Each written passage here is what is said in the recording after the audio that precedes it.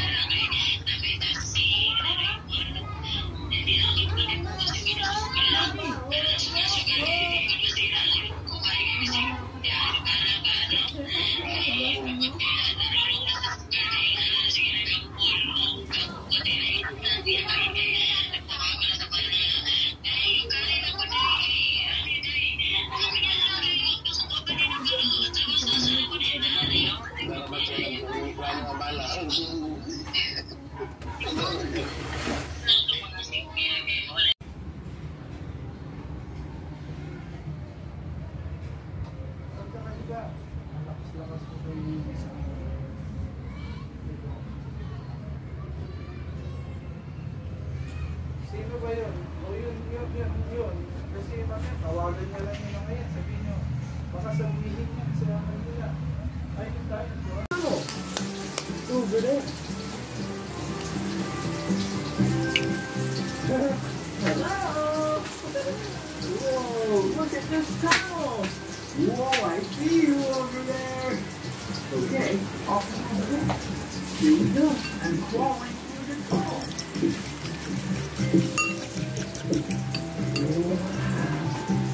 That was really cool.